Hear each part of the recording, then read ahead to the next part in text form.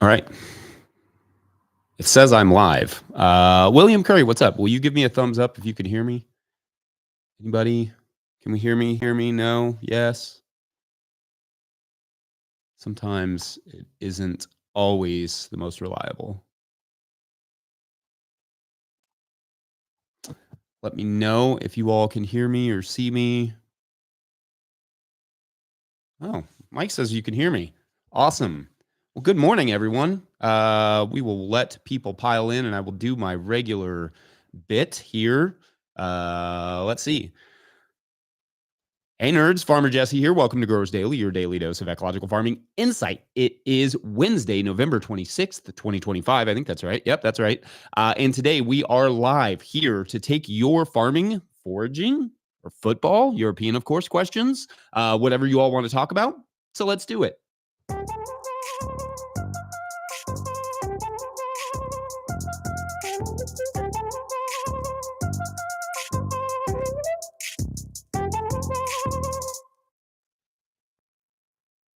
All right, welcome everyone. I hope you all are doing well and feeling well and all those good stuff, all those good things. We are live today, so as you all trickle in and have questions, go ahead and put those in the chat. Mike is there handling the chat room, so you can also just say hi to Mike. Mike is good people, and just say hi. Everyone also give a big shout to him, just for all the work that he does and for managing all these questions. So get your questions into Mike. While you get those in, I'm going to bust out one of our ad reads today real quick. This one from our friends over at High Mowing Organic Seeds. High Mowing Organic Seeds is celebrating their 30th anniversary. Wow. With 47 fabulous new varieties for 2026. Highlights include downy mildew resistant cucumbers, poppy that looks like cotton candy, and 12 new tomato varieties. High Mowing offers more than 750 varieties of certified organic non-GMO vegetables, flowers, herbs, and cover crops, all trialed for optimal performance in organic growing systems. Hugely important for seeds, by the way. High Mowing has the professional quality seeds and supportive grower reps to get you from seed to harvest. Visit highmowingseeds.com to request a catalog and use code 2626 no-till, no 26 NOTILL for 10% off your order or of $100 or more. Huge shouts to High Mowing, for their support, and we love them as a seed company. We've, like when we were certified a few years ago, we used to love using High Mowing, just because all their seeds are organic, so it's really simplified things for our, like bookkeeping and like record keeping rather, and for our certifier when we got our audits. So just having, just being like, they're from High Mowing, they'd be like, okay, those are organic. So that made things a lot easier. Again, as you all trickle in, you should get your questions into the chat and Mike will get those to me. And while you're there, say hi to Mike. The voice is just like not recovered this season, and I don't know what that's about, but I think it's like everybody, the kids are going to school, so they bring something back and then, just kind of recycles through the house or something. But the voice is like not fully returned, but it will one of these days. I have full faith in that. Also, let's see, what have I been up to this week? Well, yesterday I finally did sow the carrots that I threatened to sow. I'm unsure about this. So the idea here is that I want to sow carrots now. I want them to take they're actually getting irrigated as we talk, or as I talk. So I sowed them in the tunnel and, I like got usual bed prep stuff, broad forked, put a little compost down, broad forked, kind of worked that compost in a little bit deeper because it's kind of a clay spot. That's where they used to keep horses. So it's super compacted in that area. It's gotten a lot better, but it used to be super compacted. And then, so then I raked it clean and then I sowed our carrots and now I'm irrigating it with the intention of here shortly, maybe I'll cover it here like after I'm done watering it. And the idea in my mind is to have those slowly germinate, but I want them to come up in like early January. And then maybe even like early to mid January when I usually sow my first round. So in the tunnel. So what the idea there being that if they can come up then and I can keep them protected, maybe I can get them to a good size by March and before they want to bolt. So I'm not 100% sure it's going to work. I honestly don't think it's going to work, but you never know. It's worth trying these things, and that's what I'm here for, right? So you all don't have to. I can try these things and see how it goes. Usually, I would sow my first round in the tunnels in January. They wouldn't germinate until about February when we're starting to get warm enough temperatures. It isn't too hard to protect them. And then, then they size up and I pull them all by like the end of April. So that's usually what I do. But in this case, I'm going to try some different things to get some food in March because that's our hunger gap. Keep your questions coming. Keep them coming in to Mike. And I see a few have arrived. William Curry, what's up, William? Asks, how did the TEF trials go? Are you going to do it again next year? I love TEF. Yeah, I mean, things that didn't work with the TEF. All right, so just to back up, TEF is a really good sort of summer cover crop. It doesn't go to flower super fast. It is a grain that, folks use all over the world. But it is like it's just a really fine grass. It's a really great, just holds the soil in place and it's not super aggressive.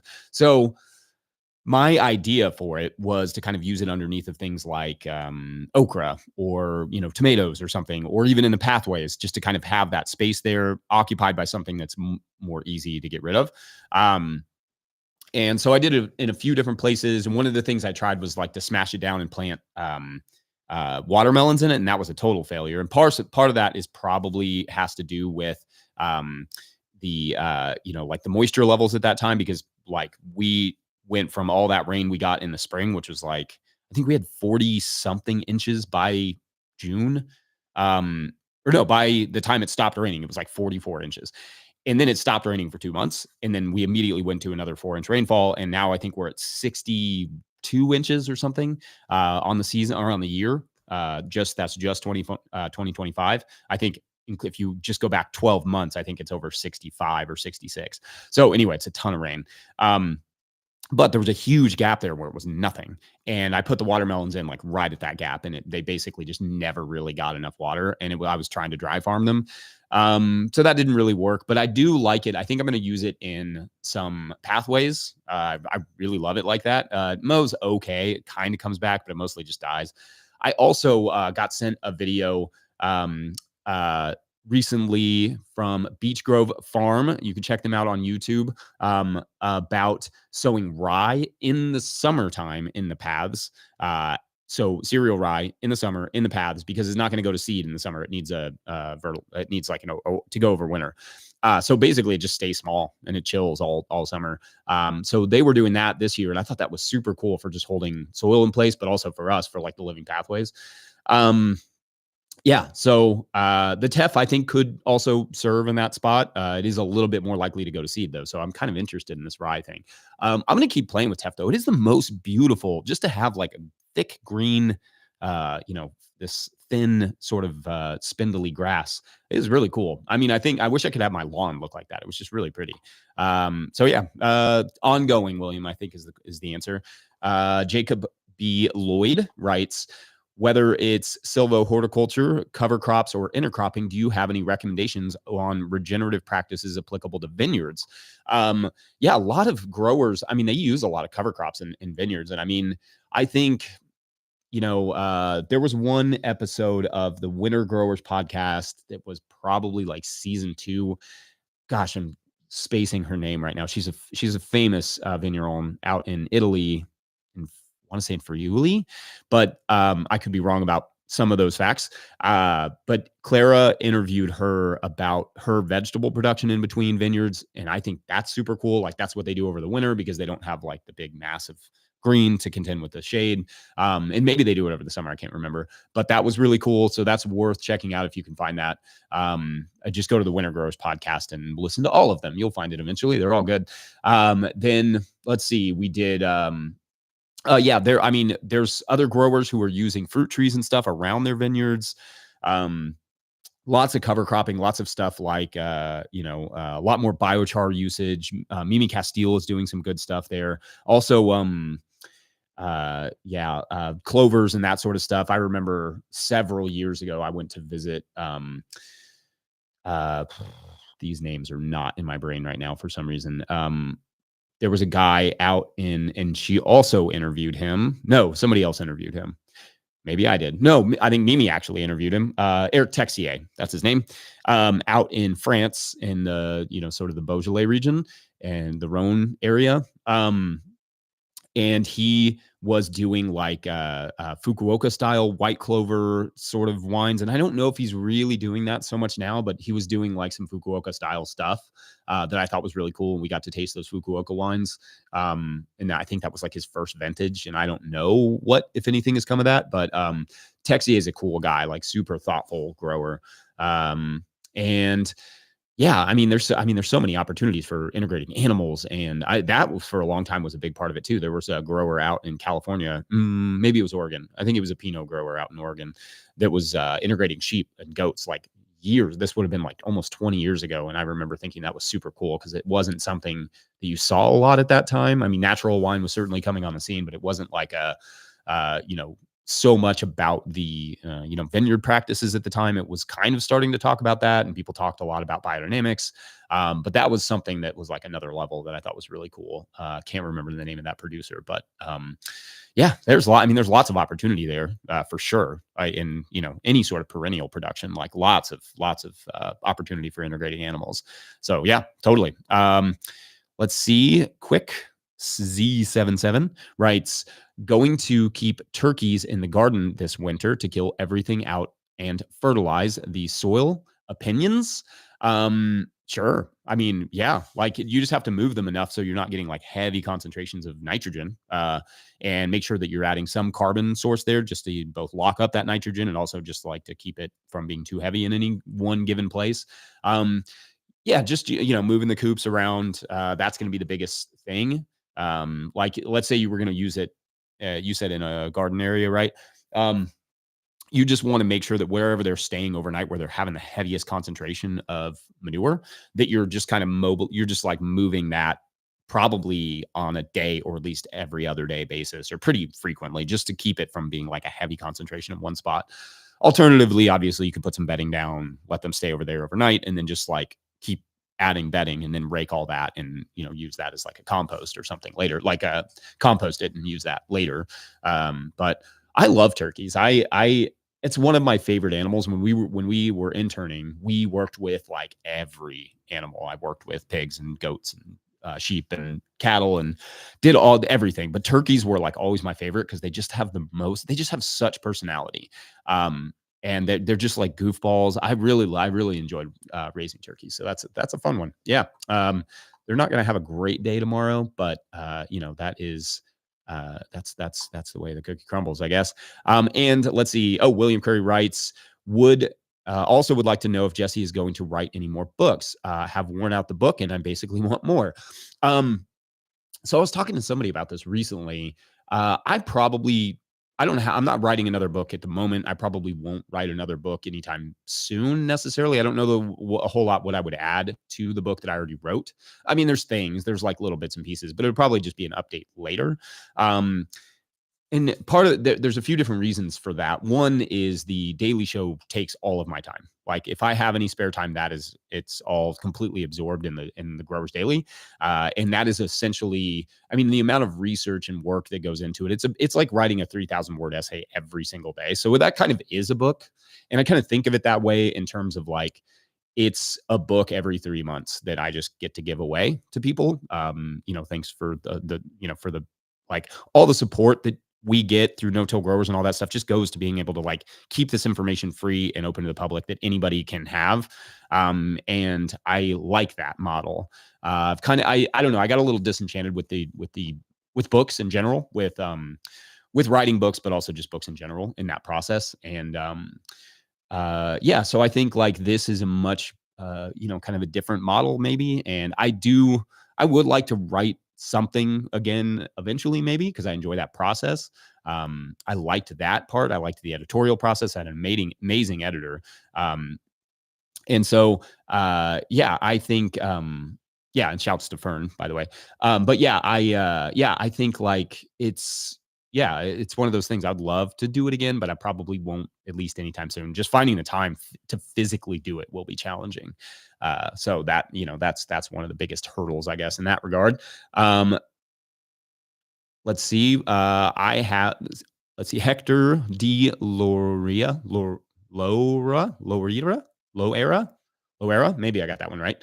I have broccoli that is beginning to sprout, but is going to flower right away before the heads are a good size. I am in Valley Center, California, San Diego. Any thoughts?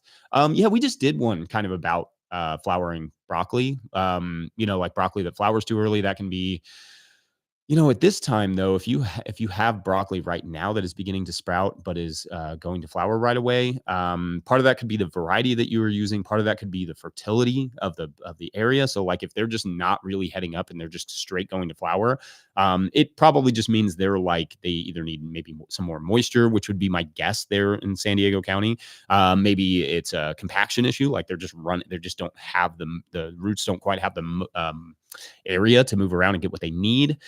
Infertility, those would be the three things that I would address first. And also just like variety, make sure that you're finding a good variety for that area. But yeah, I mean, the broccoli heads obviously are a flower. So what you want to do is you want to extend that sort of flowering, that sort of pre-flower period. I think there's a term for it. But yeah, and a lot of that comes down to the timing when you plant them, which in your case shouldn't be an issue because of this time of year, and especially not in San Diego. But yeah, that would be my guess, is probably a fertility issue. So I would start there. There's not a lot you can do about it right now. Just eat those, get those flowers and eat them. That's unfortunate, but that's the reality of it. And that's not a situation where I would like save that seed and try again. I would start with new seed because you would be maybe saving against that biennial property that you want. So yeah, that could be the place to start. Got a super chat from Richard Gould, who writes from Blue Raven. Excuse me, Richard writes, any advice for putting beds to bed? Yes, give me 1 second. I'm going to drink some water. So, and also thank you, Richard, for the super chat. If you want to support this work, if you want to support keeping us, just like all this information free and open to the public for anyone and everyone to access, you can send us a super chat, or you can sign up at patreon.com/no-till growers. Any of those are fair game. So yeah, any advice for putting beds to bed? Lots of advice. I think, like if you just want to get back into those beds in the springtime, a simple mulch, if you can find anything that's super simple, that's not going to add some risk, like hay obviously adds the risk of weed seeds. Straw also comes with that same. You could be planting like wheat. So if you can find something, even just like a light layer of compost, if you can do that, cover crops, obviously, but all the important caveats of, for instance, like you don't want to plant rye, vetch, or whatever if you need those beds in March. So you want something that will either die pretty fast, or one that I recommend if you want this is one I've been playing around with more the last couple of years, is planting a field pea late. Now that field pea will survive, but it's so much easier to kill that in the spring than it is like a rye or vetch mix. So what I would recommend is do one of those ones that, and I don't know where you are here, Richard, maybe you can let us know. But if you are like, if it's if it's something that's like really, small, but it's pretty winter hardy, it will survive. And then most of that stuff, even the sweet alyssum not sweet alyssum, Lacey Facelia is another one that will, stay small, stay pretty tender over the winter. And then you just mow that basically really low to the ground. It'll pretty much kill it. And then you can just prep those beds like you normally would. Those are like, obviously, my opinion is that growing plants is the ideal. It just isn't always the ideal in the spring. So you want to just make sure to, whatever you choose, that it's going to be easy to get rid of. Like I wouldn't put daikon radishes in right now. They probably wouldn't survive anyway, but I wouldn't put something like that in case you're a little bit further south of us, something like that wouldn't, that would survive and then be, kind of annoying to get rid of in the spring because you'd have these nasty roots to deal with. But like, yeah, something like peas could be an option. Yeah. And then, like I said, like a light layer of compost or something else could be another option. I know that a lot of people will put like a light layer of compost, and then maybe some row cover or some, not row cover, like landscape fabric or burlap or whatever over top of that, so it doesn't like blow away or get washed away or whatever. And then you pull that back and you just plant in the spring. So that could also be an option. Yeah. All right. I got to do another quick ad read real quick Today's episode is also brought to you by Farmhand. Farmers who partnered with Farmhand grew an average of 63% this year. Because it's more than software, Farmhand is your business coach and assistant, helping you sell out, save time, and grow smarter. The real data from real farms shaping websites that convert, campaigns that sell, and fulfillment systems that run smoothly. Curious what that looks like? Meet the founder, Ari, at farmhand.partners/no-till, and see the same insights and support the fastest growing farms rely on every week. That is farmhand.partners/no-till. Big shouts to them. They've been longtime supporters. Let's see. We'll get back to these questions. Hector asks, Hector D. Low Era, I think I nailed that one this time, asks, I will try to dry farm garlic. I will also try to dry farm garlic. I tried a couple years ago and only had to irrigate maybe 4 times at most. Other than mulch to maintain moisture, are there any other practices I can use? This is funny. I just talked about this. We have an episode coming out Wednesday next Wednesday, where I talk about that sort of idea, but then I was going to expand a little bit more on like dry farming techniques. The biggest thing with dry farming is your timing. So like you don't want to, like if you're in a drought and you see no rain in the forecast, don't put stuff out. And this is part of the why like soil blocks work so well, because soil blocks you can like, let's say you're going into a drought and you have soil blocks versus cell trays. Those cell trays like have to go out. You don't have a choice. But if you're in a dry farm situation, you can keep those soil blocks in your greenhouse for longer and keep them watered until you see some sort of rain in the forecast and then put them out. So timing is a big part of it. Fertility management is a big part of it. Mulching is a big part of it. Just making sure, especially with something like garlic, you should be fine because, so it grows over the winter. I don't know where you are, Hector, but, or maybe were you the one that said that you were you were in San Diego. I don't know. Growing garlic may be a little bit different there because you all have you're much drier than we are. I mean, those are the biggest things, like maintaining moisture with mulches, I think is a huge one. And then, for that, just lots of good compost, like make sure your soil is nice and rich. Those things will definitely help. And let's see, Bambi Grage Bygrage writes, good morning from Crescent City, California.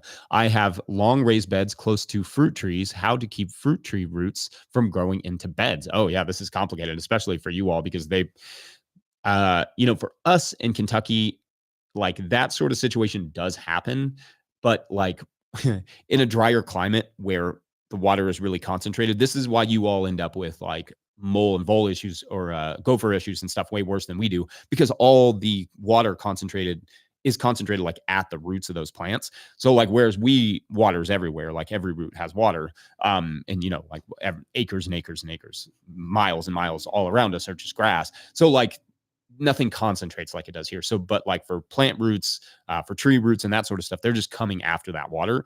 And I mean, there's not a ton you can do. Like you can, like dig put in some barriers around at the bottom so that the plants can't get in there. And you basically would just dig a trench around and then put some root barriers in there.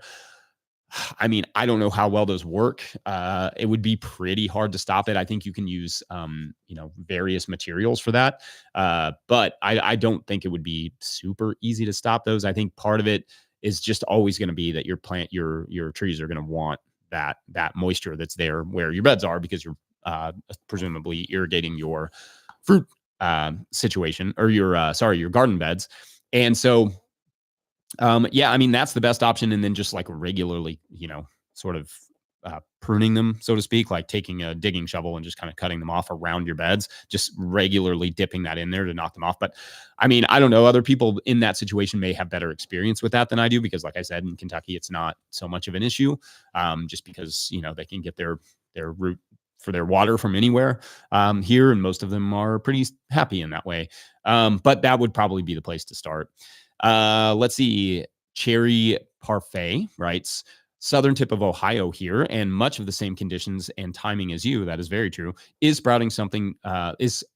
sprouting broccoli something you've dabbled in? Yeah, sprouting broccoli works great here. They need some sort of vernalization period. So you need them like to to go over the winter through a cold period to really do their thing. But yeah, they, you could do, there's lots of different varieties. Pretty much, I don't know, the ones that I've tried, let's see, we always grow DeCicco because you get that nice first little head and then you get all those little ones. That's always one we've grown. But none of the ones that we've tried, I can't even remember some of the names off the top of my head because we haven't grown them in so long. But yeah, they're wonderful. I love sprouting broccoli. It's a really, really good early spring crop too. And a lot of times what we'll do is we'll grow kale in the fall, and then just in the spring, we'll start harvesting those little shoots as like, broccoli rabe sort of thing. It's not quite the same. It doesn't quite have the same yield, but it's those are great too. We've used those for years. But there's no reason you couldn't. When people ask me what the climate in Kentucky is like, I'm like, just imagine Ohio. Whatever you imagine Ohio is, that's kind of what Kentucky is, just a little bit hotter. Got another super chat. Let's see. Mike, can you clarify who that super chat is from? I feel like can't tell. All right, hold on. Let's get back to where were we before? Thank you all for coming. Also, if you all have questions or super chats, make sure to get them to Mike there in the chat. He's the one that is doing all the work there.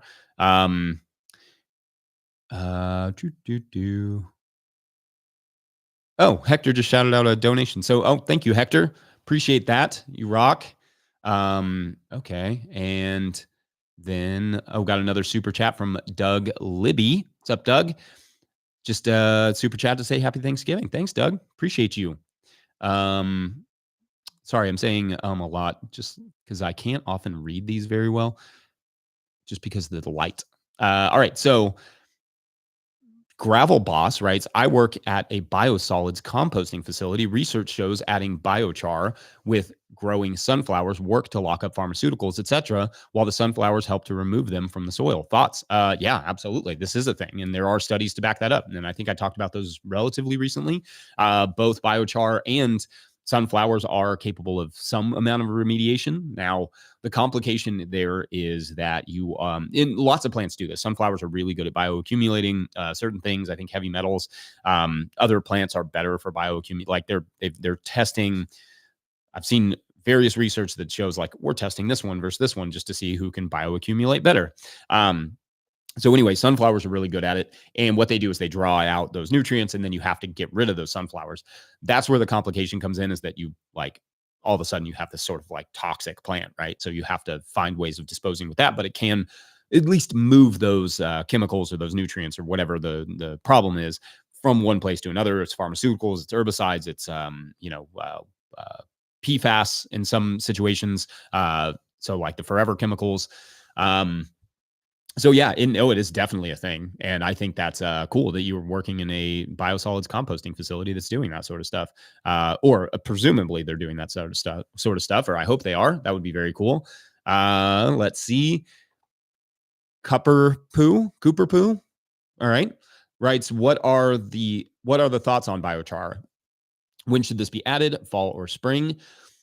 As long as it's like inoculated, right? As long as it's been soaking in compost tea or in compost, it doesn't really matter necessarily when you add it. I think probably ideally just to get it established, I would do it in the fall, but it doesn't really matter. It's just that inoculation part that matters, right? Getting it, like fully sort of occupied with microbial life and then adding it, right? You don't want to add it. Like if you're adding raw biochar, you definitely wouldn't want to do that in the spring. If you had to do that for some reason, and there's no reason to, but if you did, then you would do that in the fall. But there's really no reason to. You could basically just make like a compost slurry and then just soak all your biochar in that and then add it. Like and just, do that for a little while. And then at very least you're occupying some of the pores in the biochar with microbes. And that way, instead of doing it, the reverse, letting the soil do that work. In other words, you wouldn't want that because that's going to suck up some of your nitrogen and it's going to lock up your soil, and you wouldn't, that wouldn't be ideal. So yeah, I mean, it doesn't really matter. Fall or spring's totally good. Permaculture Homestead asks, do you ever forage? I used to forage a ton. We used to forage for restaurants. And I don't so much anymore. There's some decent forage around here, but nothing super exciting. We just had like we had like hundreds of acres of woods to walk around in. So that's all I did. I would basically start out in the spring where we would get wood sorrel, and sheep sorrel. And what else did we harvest in the early spring? We would get some, gosh, there were so many different things now that I'm thinking about it. Some of them I can't even remember the names of them. But we would get, we'd go for morels. We couldn't find a ton of morels. Sometimes we'd find a good batch if it was a good season. And we would also harvest lots of pokeweed for poke salad and that sort of thing. And then we would, and once the summer started, usually around June, we would start getting chanterelles. And if it rained like every week, like if we got a decent amount of rain every week, we would harvest chanterelles from June until the late September. And then you would move into other mushrooms. Now, that's complicated. Every region has different laws for that. So don't just like go and pick chanterelles and take them, because you really have to be able to identify them properly. But one thing I will say, just like if you're just foraging for fun, and you can identify chanterelles, make sure that you know what you're eating. Never eat a mushroom you don't know 100%. Definitely never sell a mushroom you're not 1,000% sure of. But if you know what you're doing and you can harvest them, but you can harvest, like everybody says, like, be gentle, like with the harvesting areas. But what we found in our area with chanterelles is that it almost seemed like the more you harvested, the better they did, like the next season. So like we stopped being so gentle on our harvest with those. And you can try this a little bit. I'm not going to recommend this. Maybe it's just the varieties that we had, the species that we had, but we would harvest them really hard. Like basically everything that was up. And then throughout that year, but then the next year we would just get tons of chanterelles. It just got better and better. So yeah, part of that is moisture. It's almost like irrigation. Like it has to have consistent moisture to consistently produce. But that was one that we did a lot. I mean, we would sell hundreds and hundreds of pounds of chanterelles every season. So that was that was fun. We would do that. It was hard though, because it was always in the middle of the summer. So like on a Friday night usually is when I would go out. Like I would be exhausted from harvest. We'd have market the next day and I would just be like, I'm going to go bust out 10 pounds of chanterelles, and I would just go and see what I could find. And yeah, that was tough to throw that in there, but and then there's lots of various other mushrooms. There's also lots of stuff. We did lots of flowers. I loved foraging, and I still love foraging. We don't have we have some spaces that have some decent stuff, but and we've there's a few crops that we've kind of like encouraged, ramps and that sort of thing. Over the years is a big one, ramps.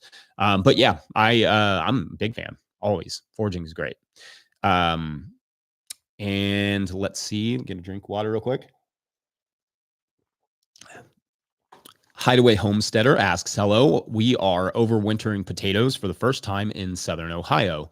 Our weather patterns have been crazy this week. Had some 60-degree rainy days, worried about them breaking dormancy. Any advice? We're in a similar region, presumably, but we've never overwintered them. They probably will break their dormancy. Whether or not that will kill them is a different story. We have kept, we always have volunteer potatoes the next year, so there's no reason it wouldn't work necessarily. I wouldn't guess that it would be a problem. I just don't know what your yields will be. Like you may lose some of them. Just depends on how deep it freezes. And, I think like this week, we're all in this region about to get into like the 20s for a couple days. So yeah, it'll probably freeze. But I think, potatoes, like our potatoes break their dormancy probably around this time every year too. Just the ones the volunteers that we didn't catch when we were harvesting. And then we end up having potatoes in the spring anyway. So it's not something I'd be super worried about. But I mean, I don't know. Let us know how it goes, because I'd be interested to know if you can do that well and get a decent yield off of it. Never really tried it, but I'm definitely game. I love that sort of stuff. All right, we're going to take one. We got one more quick ad read. Well, we got two, but I'm going to do one right now. And this one is from Johnny Selected Seeds. Johnny's is a proud supporter of Growers Daily. We appreciate them. At Johnny's, they do more than sell seeds. They grow them. They trial them to see how the seeds perform on their research farm in Maine and across the U.S. and Canada. Only the best varieties are added to their catalog and website. When you need proven varieties you can count on and get detailed guidance from seeding to harvest, consider Johnny's your trusted growing partner. Go to johnnyseeds.com. Another seed purveyor we use a lot, and Salanova is definitely our biggest Johnny's products, but we use a lot of their different seeds, a lot of their tools. Yeah, we really appreciate Johnny's for all their support too. Let's see. Where are we? Maxwell Grant asks, what are the best crops to rotate through the winter in a high tunnel? I mean, I guess it depends on what your goals are. Like I don't do a lot of rotation necessarily in the tunnel in the winter. Basically, like what I'm trying to do most years is plant heavily in October, let it all grow, and then harvest it as much as I can through the winter. Do another planting like usually in January for our spring stuff. So that's like my rotation would be, we'll have kale, carrots, spinach, lettuce going into the winter. Kale will pretty much stay there all winter, more or less, depending on how well I protect it. And then in the spring, the lettuce will be done. So we'll plant another round of lettuce. This time we're actually going to plant it a little earlier than we normally do, but usually in January, we'll plant our carrots in January, well, another round of carrots, because those will all be out. And then we will also plant, maybe we'll do another round of spinach. Usually around Christmas, I start thinking about another round of spinach. And so, yeah, that's kind of it. I mean, we don't do, because you can only get so much. I mean, I know a lot of people will grow like things like arugula. But you can only, the winter's so slow. Like December, nothing grows. It's just like everything stops growing. And all the way from basically like now until, late January, just nothing grows, barely at all. So you don't really get, at least we don't get much of a rotation. It's basically just like grow it, let it preserve there in the cold, harvest as you can, and then start the next round, start the next season. But yeah, that's kind of it. I mean, you could do lots of different stuff though. You could have arugula in there. You could have things like mosh, claytonia. What are some other things? Yeah, you could do lots of different carrots. Herbs, cilantro is a good one. It survives pretty well in the winter if you cover it. And parsley's okay. Like it'll get hit earlier than the cilantro will, depending on how well you cover it and stuff. But honestly, in a tunnel in our climate, 6B, Central Kentucky, if we throw like 2-row covers over stuff like lettuce, for instance, we can pretty much get that all winter, even if it gets down into single digits. So that would be like the -12 or colder if you're in Celsius. So yeah, it's not much of a rotation, but that's kind of the idea. Let's see. Doug Libby asked question, if one were to lease land, what % of the yearly expenditures should be the lease? Happy Thanksgiving to all you farmers that grew the food on our tables. Much gratitude to you all. Thanks, Doug. All right. So what percent of the yearly expenditures? I mean, that's a tough call because, if you're going to compare it to like a mortgage and all the insurance and stuff that you have to have for owning a house, like there's almost no amount of money that it would not come anywhere near there. Right. So it depends on if you're leasing a house with it, but if you're just talking about the land should really only be a few $100s per acre to rent, even in like pretty nice areas. It just depends on the person leasing it to you. It depends. I mean, if there's a house there, that's a different story, like I said. But if you're talking just strictly the land, even if it's $500 a year, $1,000 a year, like that's significantly less than a mortgage. So, that's, to me, that's, if you're running an actual farm, like that's pennies. But it's not, I mean, there's still an expense there, but like it can get, these things can get pretty expensive. I don't know that I have a perfect number for that though. In terms of a percent, it's an interesting question. I don't know. I'd have to think about that one. Maybe if I sat down and actually like mathed it out, but it really shouldn't be that expensive. It just depends. Like if you're trying to lease like an acre in the middle of, I don't know, Minneapolis or something, and it's like in town, that's going to be a different story than if you're trying to lease like an acre out in the countryside, where I think last I checked, I mean, you're talking $300 to $400 an acre for most. Like if you're a corn farmer and you go to another farmer, and you're like, hey, I want to lease all this land from you. They'd say, great, it'll be $300 an acre or whatever. That wouldn't be an unreasonable amount of money. So yeah, but as a percentage, I think that'd be harder for me to nail down, but it's a good question. At Christopher Davies asks, morning, you have inspired me so much this year. Thank you. Any tips on finding good cash crops in your really early years with minimal zero customer base, or minimal to zero? So that's a good question. Starting with the fast stuff, honestly, market research is where you have to start. You just kind of have to figure out what is missing in the market. Maybe depends on where you want to sell and how you want to sell it. The best cash crops in terms of like just a quick profit, like actually getting some cash flow, tend to be the faster stuff, right? So microgreens, radishes, lettuces, those sorts of things.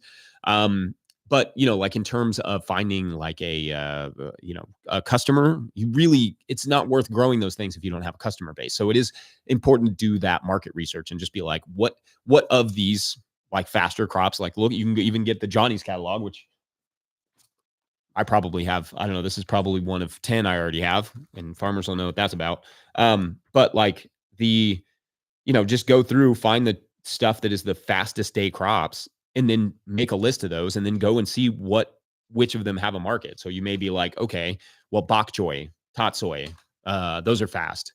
Is there a market for this? Or, microgreens. Is anybody doing microgreens in my area? Just check it out. Like go to the farmer's market, go talk to some restaurants, like, just stop in, like when they're not busy, right? Like when they're not about to be in service or anything like that, or maybe you just even go eat there when they're on a slower day and see if you can talk to the chef for a minute. Just be like, hey, I'm looking for things that you're missing. Or do you need microgreens? Do you need lettuces? Do you need this or that? That's your market research. And that is like the start of any business, right? Any business has to start with the business plan. So in farming is no different. I always say this, like we over romanticize what we're doing here. It is romantic. It's super cool what we're doing, but if we want to do it professionally, you have to treat it like a business. And so, yeah, that part is that's the first step, is getting that, figuring out what the customer base looks like. So yeah, it's a great question. I love it, Christopher. All right. Let's see what we got here. Make sure I'm not missing any. Okay. Danny Luzin, Daniel, never sure exactly how these all go together. So Daniel Luzin asks, or Dan Illusion, could be any of these. Any updates on stage on the various cover crops are at what? Wait, sorry, read this one wrong. Any updates on what stage your various cover crops are at right now? This is a good question, because I actually was thinking about doing this recently. Just want some sanity check on stuff like crimson clover and peas and oats. Great question here, Dan. So basically, our cover crops, I mean, so depending on when we sowed them, like our peas are still up and pretty tall right here in Central Kentucky, Zone 6B. They're up pretty tall, but they've been flattened by a couple of these frosts. We're about to get 2 hard freezes. So I'm going to guess they will survive those, but they won't survive the next one if it's in rapid succession. So what'll happen is we'll get 2 hard freezes, maybe 3 in a row, and then they'll probably be just about done. They'll flatten down. And then if you get another one after that, they're toast. So that would be like all of your peas and oats and that sort of stuff. Then things like crimson clover should be at about, 8-10 inches. Just depends on when you sowed it. For us, I can't remember. It would have been probably late September, early October when we were sowing that crimson clover. And it's, roughly 8-10 inches tall, maybe a little bit lower than that. And it'll get hammered down a little bit. It'll stay close to the ground. Rye vetch, really small, like 3 or 4 inches tall. Because we sowed all that. All of our rye vetch didn't start till the beginning of October. So so none of that should be very tall. You don't really want it very tall going into the winter, because then sometimes it'll, depending on how harsh your entry into the winter is, it can die. So you want it kind of small, staying small. And then we have some peas that we sowed late too, that we sowed around that time, that are closer to like 3 inches tall. So I don't know if that gives you somewhat of an idea there, but that is that kind of is where we're at on winter cover crops. So I hope that's matches what you were thinking. At Manor Gates Market Garden. Hey, Jesse, I would like to know your thoughts on how a market garden should develop season after season. I watch a few different YouTube channels, and it seems like around 10 seasons in, systems are established. You? Um, yeah, I mean, it it's hard to put an arbitrary number on this because a lot of things can change within a few years. You get better at your books, you get better at your growing, you get a different customer base, or maybe you go down one road. You're like, all right, I'm a CSA farm and I'm going to do this. And then you get to year 5 and you're like, there's this whole other market that I'd like to do. So I'm going to start pivot to farmers markets. So like, does that reset you, and how long it takes to develop? Maybe. I think you should have a good picture of where you're going. Like you should start with a plan. Like at 5 years, I want to be here. And in 10 years, I want to be here. And then you should just regularly sort of update that as it goes along. So like if you do make a huge pivot in the middle of all that and like 3 years in or whatever, just reevaluate and be like, all right, so 5 years from now, I want to be at X. 10 years from now, I'd like to be at X. And but I don't think it's valuable necessarily to put an arbitrary, like every farm should be at X by this point. I just think it's good that you have a plan for what you can do and what you hope to get out of it. And then that way you're always, you have a target that you're sort of going for. We've pivoted several times, and it's like sometimes you get lost in this fog of like, where are we going? What are we doing? But it's good to like, step back and be like, okay, so now this is what we're doing. So now with this product, with this idea, I want to be here in 5 years. I want to be here in 10 years. I mean, it's hard to put an arbitrary number on it though. I think that as long as you're feeling good about your systems and you're improving them and you're improving your soil, and you're getting to know your customers, you should have a good idea in 5 years, like how far, or if you're on your way, right, to whatever your 10-year goal was. I mean, I know that's not a super helpful answer maybe, but I think that's a place to start, at least, is just look at that market, that plan, your original plan, and just make sure that you're on track or readjust it. But great question. I love that. At McKenna, Andrew Fox writes, do you think it'd be okay to winter mulch my beds with direct from the barn animal bedding, not smelly, well-balanced carbon to nitrogen? To directly put that on your beds in the wintertime, I don't necessarily see a problem with that.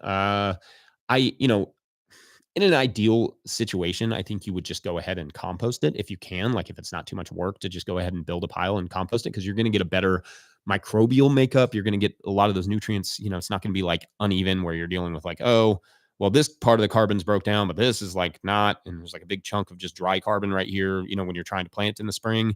So that would be my only concern, is just like unevenness, I guess, in terms of its decomposition. Like really when you're composting, you're getting a nice even mix and you're getting a good microbial breakdown. So you get that initial thermophilic breakdown, and then you get that curing stage where you get to draw in a lot of biodiversity. And then you add that and you're getting all those nutrients released and all that good stuff. So I don't know. That's where my brain goes with that. You could do it. I don't think it would be, if it's not smelly. And like you said, it's a good balance of carbon and nitrogen. I don't necessarily see a problem with it. But it also depends. Like you said, it's, barn animal bedding. If it's maybe chickens, it would be a little bit easier to deal with than if it's like horses that have these like big chunky manures, that may not decompose and may not decompose carbon as well, because they're pretty carbonaceous. So I don't know. That's just some things to consider. Get another drink of water here. All right. Grace Permaculture 9512 asks, have you had much experience with making leaf mold compost? Do you know if there's a way to speed up the process if we aren't interested in turning? Actually, I think I did a show on leaf mold compost back in the summer at some point. Maybe it was right before, maybe it was in September. I feel like it was like when we were starting to think about leaves. So, I mean, it's really time, water, nitrogen. These are the things that are going to help you. But the big thing with leaves that I think it's underappreciated is that the main thing that's going to break down leaves is are fungi, and fungi just need time. They're just slow. So like, because the lignin, the cellulose material, is so difficult for most microbes to break down, that's what can break it down. So it's just going to take some time. It doesn't necessarily mean that you have to turn it a lot. It does help if they're chopped up really well. It does help if you add, keep it really, really well moistened.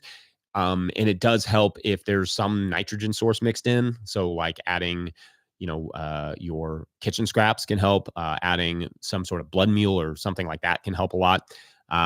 Yeah, those are the basic sort of things. But yeah, really, it's just time. Time is the biggest thing with that. If you want the best leaf mold. So what we've done, what we started to do now is like we get a big load in the fall and just basically let it break down for a year. And we use last year's now, if that makes sense. So like make a big pile, leave it alone for a year, start using next year's, start using the year before's, and then just start that cycle. So you basically have to wait a year to start using your first round.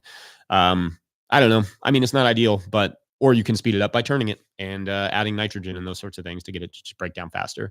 But yeah, and then also, like I said, chop it up because that's where you get that surface area that'll help. All right, we got a handful more questions here. I'm gonna do our last little ad read, and then we'll answer those last few questions. This one is from Marble Seed Organic Farming Conference. Marble Seed Organic Farming Conference attracts a wide range of regenerative and organic farmers for 3 days of skill development and community building. Farmer Drew Kramer said, "Going to Marble Seed was so invigorating in a time when I needed it most. I picked up tools I'm already using." The conference is the final week in February in La Crosse, Wisconsin. Early registration opens December 4th at conference.marbleseed.org. That's conference.marbleseed.org. All right, that is cool. December is like next week, so that is super fun. All right, let's get these last few questions, and I've got 10 more minutes. What's a good cover crop? Fruit Pruning Channel. What's a good cover crop that will grow in mulch between garlic harvest and a garlic plant? So like you want to grow I think if I understand the question right, you're going to grow the garlic, harvest it, grow a cover crop, and then plant more garlic. Or yeah, that sounds like what you're doing here. So it depends on where you are. If you're further north than us, your garlic doesn't come out until like August. Like up in Canada, like most of their garlic doesn't come out until August, which is bananas to me because our garlic comes out in June. And we can put a whole other crop in between garlic in the winter time easily. So what we'll do is we'll haul the garlic out, cover that area with a cover crop, usually something like, or actually, let me take that back. One of my favorite things to do, especially for us in our climate, is pull the garlic, separate a little bit of space in where the mulch was, put in, I think I just talked about this, put in some winter squash, mulch that with some more hay, and then just let that grow all winter. And then we'll either pull that mulch aside and put a rye vetch or something in the fall, or we'll sow some crimson clover right over top, and it usually germinates pretty well right there on the surface. But to answer your question, to have one between the garlic harvest and the garlic planting, probably something like, let's say you have a full 2 months or 2 summer months ish. I would think something like a vetch, or like sorghum Sudan grass. My voice is running out. Sorghum Sudan grass. You could do Sesbania is a good one if you're not too far south. Something like if it's a real fast turnaround, like you're at the end of August or something, and you just want to get something in there for a little while before you plant your next round of garlic, presuming you're not, I'm hoping you're rotating these, but let's assume that you can't for whatever reason. You could do buckwheat. Buckwheat is not going to cleanse that soil like something like sorghum Sudan grass will. Teff, like I said, has been playing around a lot with that. That's a good one. And also, if you don't plan to grow like a cucurbit or something in there, you could throw like a winter squash or something in there just to kind of like liven it up, give it a little bit of different mix. And radishes and that sort of stuff. You could throw a little bit of brassicas in there. Sure. I mean, sky's kind of the limit in that. If you're just going to, like cover it, like, mow it and then maybe lightly till it or whatever you're going to do to get it ready for the next crop. But yeah, I think that would probably be my approach. At GB Organic Farms, I'm in Ghana. Cool. Do you have any advice concerning dry season vegetable cultivation? Dry season vegetable cultivation. Like the biggest thing with, dry farming when it comes to cultivation is and I don't know, like, I don't know the climate of Ghana at all. I'd love to. Maybe one of these days I'll make it out there to see your farm. But the basically, like, mulching is going to be a big one. I'm not sure how much carbonaceous material you all have access to. That helps a lot with cultivation. In terms of like just general cultivation, like you after it's like you plant it, you get those crops really well watered in, and then you make sure to cultivate them immediately. That will help a little bit with the soil moisture, but it'll also help with weed prevention. And then, yeah, I mean, if you have any sort of mulching material, anything that will trap that moisture in there that's available, depending on, and like I said, I don't really know anything about the Ghana climate. So maybe it's something where you want to be like, if it's super hot and dry, you want to consider burying it a little bit, like having it lower in the ground so you're not getting that wind drying the crops out. There's lots of different techniques for that, ancient techniques for planting in the ground, like the waffle gardening here in the United States was one of those versions, like out west where it's super dry.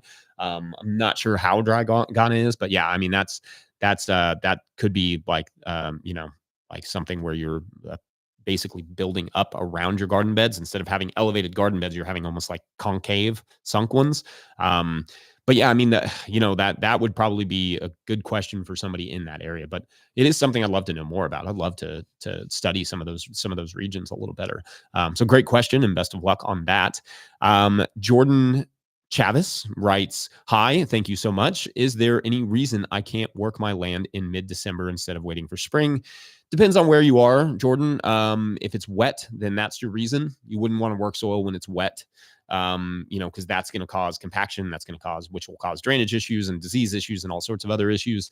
And it'll just be a pain, muddy, not fun. So that's the biggest thing. If you're in a region that's not wet right now, like if you're maybe further south than us, then no, there's not necessarily, if the conditions are right, there's no reason that you wouldn't, like, if it were dry here, and but cold or whatever, yeah, I would I would have no reservations about plowing up a plot of land and then making those beds and getting that all ready for the spring, and then maybe throwing a tarp over top and just pulling that back and planting in the spring, like just get it ready right now if I could, sure, and if I needed to. But yeah, your biggest issue is moisture. Like if it slicks in your hand, if your soil doesn't like lightly crumble in your fingers, then it's probably too wet. Like if it slicks, like if it just feels like mud, then you don't want to work that soil. At Excel 101 asks, how loud did you scream when that penalty was saved against Brentford? And would you send the same player twice for a PK? Loud, very loud. That was amazing. That was like one of my favorite moments. And for those of you who don't know, you are future Brighton fans because our goalie is incredible and, love the Dutch, big fans. So anyway, Verbruggen saved a really amazing penalty, and I think all of my neighbors heard about it. But yeah, then I would say, send that same player twice because you're going to miss one in every 5 penalties. So, chances are you got it out of the way, probably. Anyway, yeah, that's great. I mean, soccer is one of my favorite things in the world. And it's just like sometimes I just need something else for my brain. And just getting to witness those moments is the best. At the Solar, this will be our last one, and we'll head out of here. But the Solar Designer asks, Zone 6B shouts, how do I deter moles, shrews, 7 voles from eating beets under my caterpillar tunnel? Shrews and voles. Yeah, I mean, your biggest thing is, depends on what 6B you are. Like, I'm assuming you're a little bit drier, maybe. There's not a ton you can do. You can get some animals that will help trap them. There's definitely different mole and vole traps that you can get. That, like, a lot of it has to do, there's lots of different like in a tunnel situation, it's the same thing like that bed that I was talking about earlier, where you can bury stuff around it. It's super labor intensive. I think part of it too could be how you manage the area around that. Give them something else, like trap crops, so to speak. I always think about this with, California. It's difficult because water is so limited, or wherever, dry areas where it's so limited, to have an area that's also moist that keeps them sort of away from where you want to grow stuff. So Yeah, I mean, that's where my brain goes is you just really want to protect, the area as best you can. And to keep it from them being able to get underneath it. But I know that stuff is expensive. So for like 100-foot caterpillar tunnel or something, like it's going to cost you a pretty penny to get that all protected. Like dig that whole area out, put that sort of protect. What is that called? The mole fencing, whatever it is that you put underground, like 18 inches or 2 feet or whatever, to keep them from coming in. Like that stuff is super expensive. Obviously, that would be the ideal, just to keep them from coming in. But yeah, that's a challenge for sure. So I wish you the best of luck there. There's not like trapping them and keeping them out is probably going to be your best answers. And maybe there's some other stuff, like some more natural stuff where you could use like castor beans and that sort of thing planted around. But those are kind of old wives things that I don't know necessarily are super high functioning, but you could try them. You could try some of those methods. But I don't know. Having a cat too helps. Like, definitely love cats. Our cat is the best. We've had her she will be 12 in January, which is mind boggling. Anyway, I think we're going to call it a show. We really appreciate you all coming out. Don't forget that No Till Growers is officially a nonprofit 501c3, so donations are tax deductible and greatly appreciated. You can learn more about how to do that in the show notes. Mike will set up the show notes with all that stuff. Please make sure to like and subscribe and/or follow wherever you're getting this podcast. That's an easy way to help us out. Really appreciate you all coming out. And yeah, hit that like button, subscribe to the YouTube channel, all those things. Enormous thank you to all of our show sponsors. And if you'd ever like to sponsor the show, you can reach out to Farmer Michelle at notillgrowers.com.